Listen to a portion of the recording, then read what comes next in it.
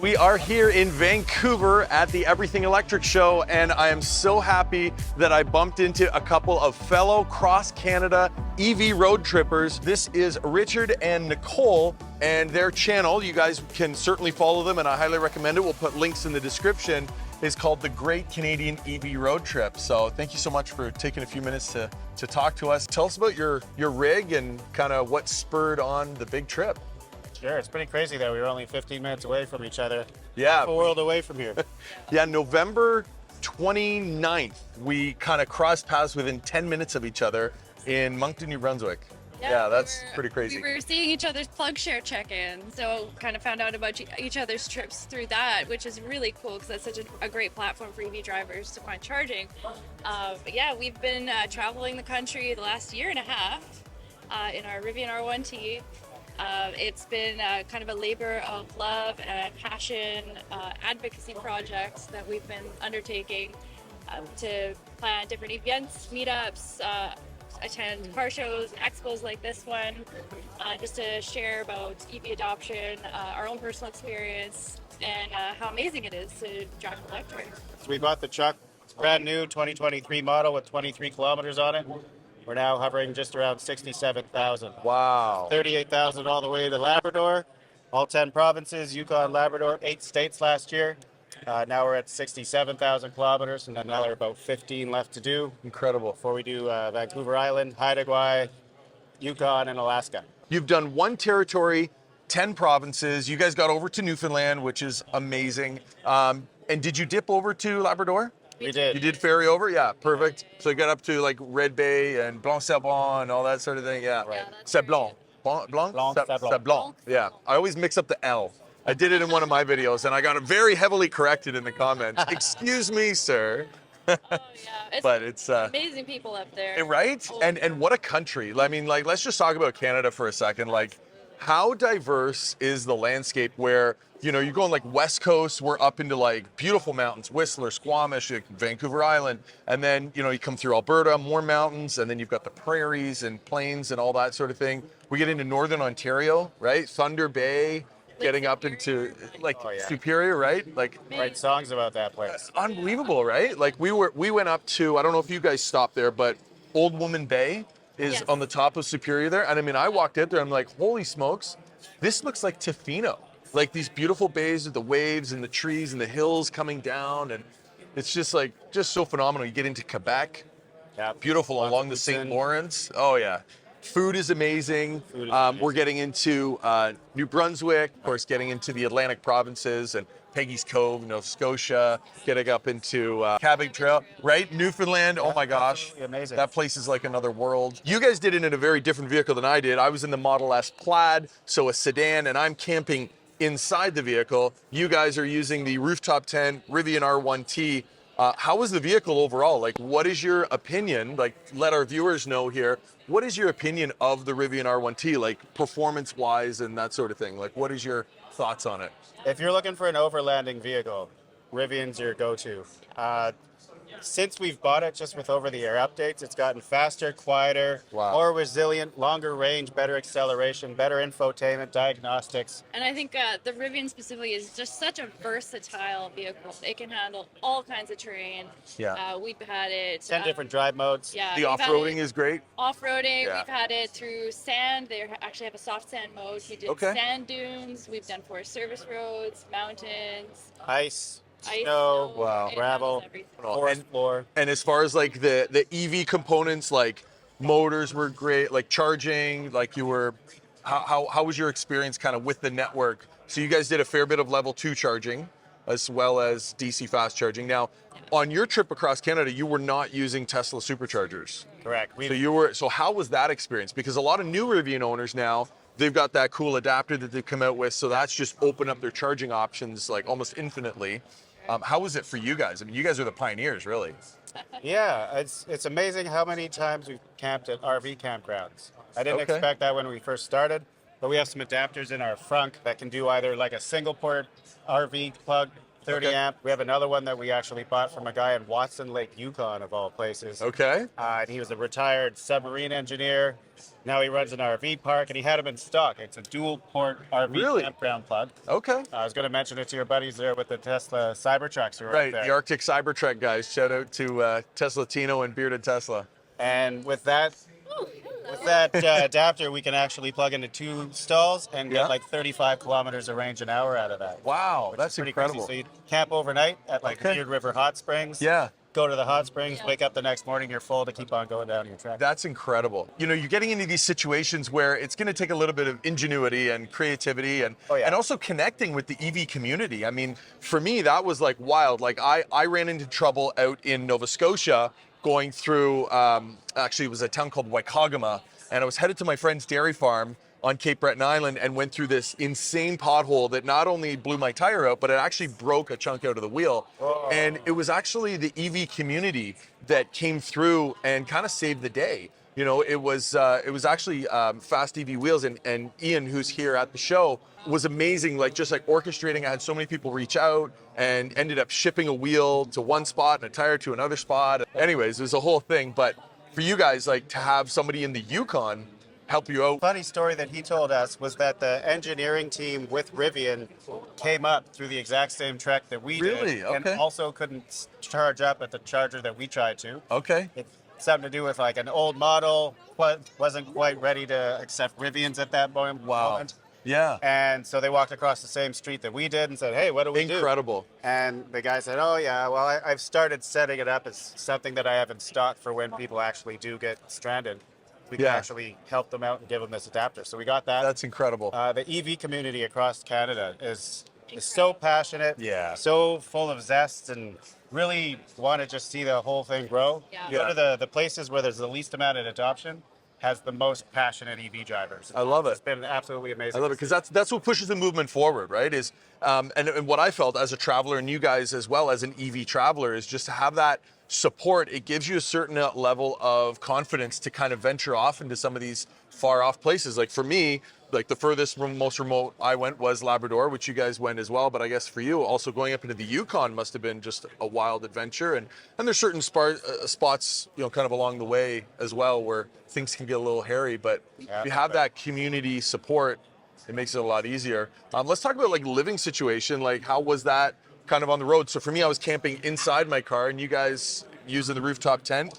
Yeah, And how was that? We love the rooftop tent. It's so fast to set it up, like 5 minutes up and down. We also like to utilize Airbnbs, Okay. some hotels, motels. We've met a lot of friends along the way. We've offered places to stay. Good hospitality. Yeah, Oh, yeah. we've done some Especially in house Atlantic sitting, Canada. especially through the winter. We did put the tent in storage for the winter. I'm a bit of a fair weather camper. I don't want There to you keep it go. in the winter. But yeah, house sitting was excellent. We look after other people's animals and pets while they're away on trips. So that's a really great Got 10 community weeks of thing, accommodation too. out of a website called Trusted House Sitters. Yeah. Oh, highly wow, recommend that's that cool. one, for sure. Yeah. That's So great. We got creative and just kind of made it work. But Yeah. I mean, there's so many things, especially with, we've seen a lot of Airbnbs now have EV drivers as hosts, and they're Okay. starting to put in level 2 chargers in their homes. We can just ask permission and plug in. Yeah. We would even do it just with a 110 plug. There was certain scenarios like going up to Labrador where there That's all you wasn't got. charging, there was Yeah. nothing. 4 So- kilometers of range an hour. yeah. Wow. We would ask ahead of Enough for a day. time to plug in. We had some interesting scenarios in the Maritimes where we would ask permission to plug in, and people would just have no concept of how much power it really took to charge the vehicle.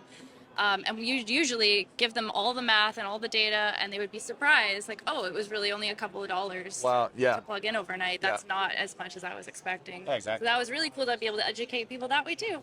Awesome. That's awesome. And so what's been kind of your, I get asked this question a lot, and for me, it's like, I really can't answer, but what was your favorite spot across Canada? Did you have a favorite spot? Like, I'll go first. So for me, one of the most epic moments that was like, hair on the back of my neck stood up. I was like, holy smokes, this is incredible nature, was in Terra Nova National Park. I camped out there, woke up, they had this lake, and I guess the air temperature in the lake, and there was all this like kind of vapor coming off the lake, and then the sun's rising, and it looked like the lake was on fire. And I was like, holy smokes, is this real life? This is like incredible. Newfoundland, yeah. Yes. So that's the furthest east Canadian national park is Terra Nova National Park. So that for me was like my holy smokes moment. What, would you guys see anything like that? Or you must have seen some crazy stuff along the way. Oh, it's so hard to pick, but Give I us mean, one that was like a good one. yeah, I think one of my favorite moments was when we were in Newfoundland. We actually went to Newfoundland twice because we loved it so much. We were there in April. We caught the very, very beginning of the iceberg season. Oh. We went all the way to the northern peninsula to find icebergs and Like up to St. Anthony area? up to St. Anthony. yeah. See ice And everywhere. we're tracking them on the Facebook. Shout out to group. Rebel Coffee in St. Anthony. Great Yeah, little shop. there you go. Yeah, we worked really hard and tracked the icebergs and figure out where they were, and we climbed all sorts of rocks, and we got so close to one. Wow. And it was just breathtaking. Could have thrown a rock at it. Absolutely incredible. Like big moment. white monsters going by. Yeah. I was up there in November, so I did miss iceberg season. And everybody's like, oh, you got to come back during iceberg season. Which is crazy because it's getting earlier and earlier. It is getting Yeah. Like 10,000-year-old pieces of ice that are just breaking off because it's too warm for it. It's Yeah. emotional to And see. I mean, it was cool for us, Yeah. but it's like Things shouldn't are be there shifting. in Yeah. April. Yeah. It should be June.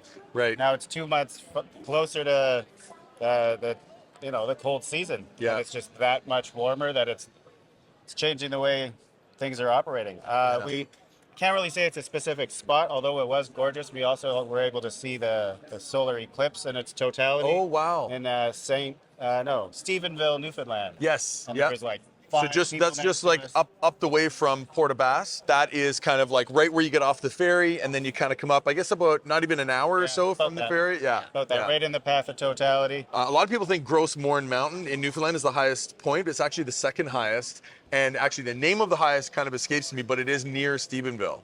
Like there's kind of like a plain and plateau up there that I missed. And anyways, I'm going back to Newfoundland one of these days. We love the East Coast. It's phenomenal. And Absolutely. yeah. I will add as well that Saskatchewan surprised me.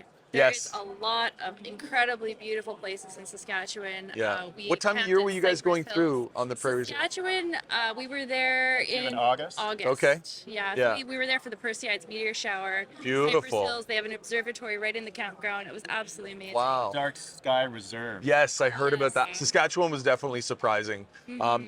Where is your favorite food? Like, where is your best meal, best dessert? Let's throw that out there. It's a seafood chowder. Oh, It's gotta be. Well, Okay, where is it? Where is it? I Tell have us. two. First of all, Montreal smoked meat sandwiches from Yes. Schwartz's. Schwartz's Deli. Okay. Amazing. Yeah, I agree. You don't taste that anywhere else. Other than that, seafood chowder and In the deck. yeah. Freight Shed. Digby. Shout out to the Freight Shed. Okay. I had really good pizza right near the Charger at the Oh, deck yes. too. Okay. That's It's one of a my favorite. Great Oh, that pizza spot place, there. Yeah, we were there. Yeah, really, really, You guys really know how to good. make. There's a guy standing right off camera who's in Nova Scotia. You guys make amazing food. It's Yes. great. Best ice cream in Canada, in my opinion, hit me up in the comments, is BDI ice cream, the Bridge Drive-In ice cream in Winnipeg. Crazy. They do like experimental soft serve stuff. And then there's this old abandoned railway bridge that they made into a walking path. And so all the locals say is you go to BDI, get your ice cream, and then you got to walk the bridge and eat your ice cream going over the Red River. Okay. And then just down from there is the Forks, where you have, I believe it's the Red River and what's the other one? The Assiniboine, Yes. That where they meet I think in the that's Forks. right, And yeah. that's a really cool spot too. A lot of craft beer down at the Forks. Gorgeous. Yeah, so Gorgeous. shout out to Winnipeg. It's a great spot. Great people singing karaoke in Winnipeg. Right? We sure did. The Canadians know how to have a good time. Newfoundland was incredible. Suffice it to say, Canada has so much to offer, and doing it in Go check it EV just levels it up. You know. Stay on Highway 1. I can see how some people might say it's a little bit of a boring drive. Right. Maybe in some circumstances, unless of course you like golden blue views in Saskatchewan and Right. everything, which I think was amazing. But once you start going off those major throughways, like the world just opens up. So many gems, every single Yeah. product. Give yourself time. You know, get into these communities, get to know the locals, the food, and all of that sort of thing. And having an EV helps you do that because, you know, you're going to charging locations and you're kind of looking for stuff to do, and there's people to talk to and people, I'm sure, questioning the truck. Oh yeah.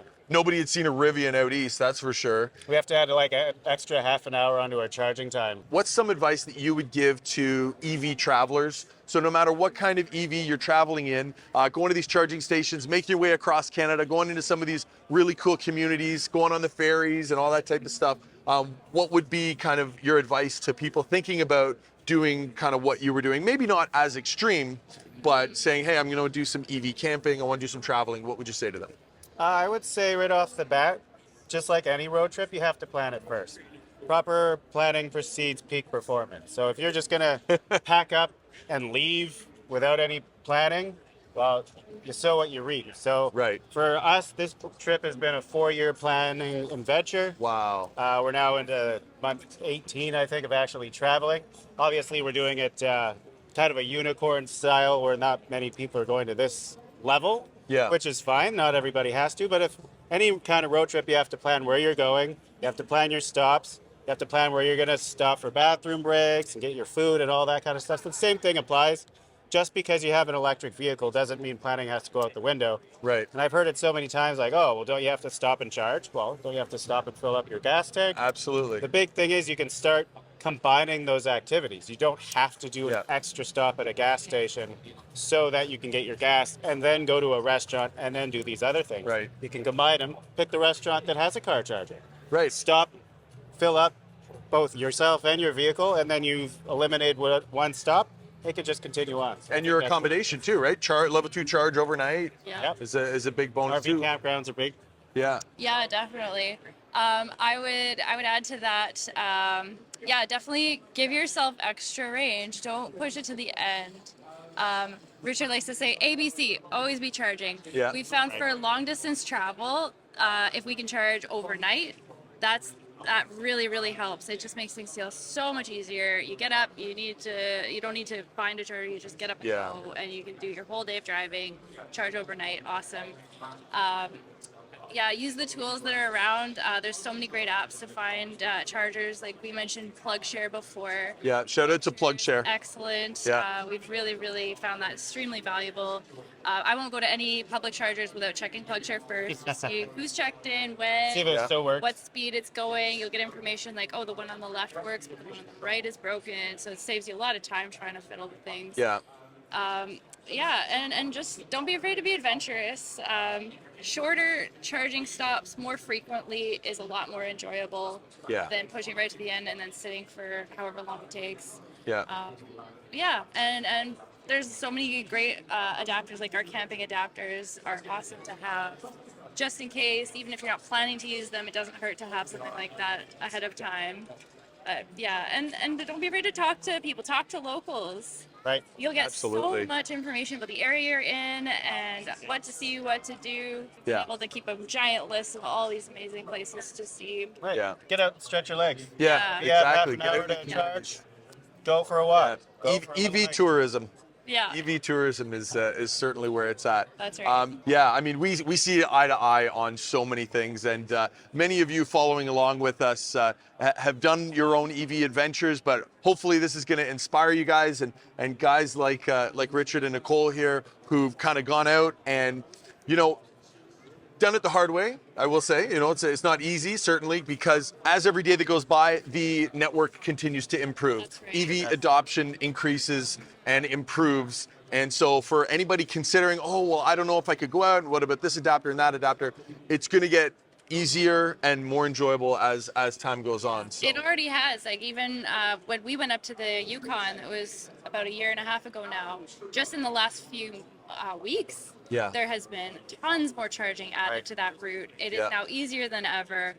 We talked to a gentleman who drove down to this conference from Whitehorse. He's right there, actually. Yeah. We're here off camera, but yeah, he was talking about how Fantastic. straightforward that Yeah. was for him compared to Yeah, what he and then used to even be. the guys that, Arctic Cybertrek, who installed Tesla Level 2 chargers all the way up the Dempster Highway, right to Tuktoyaktuk, and to bring EV tourism to some of these, you know, smaller communities that Right. could really use the financial help and the support, and you know, Future is here. 100% it is, and we're enjoying it. So thank you very much, guys, for taking the time. It's absolutely awesome.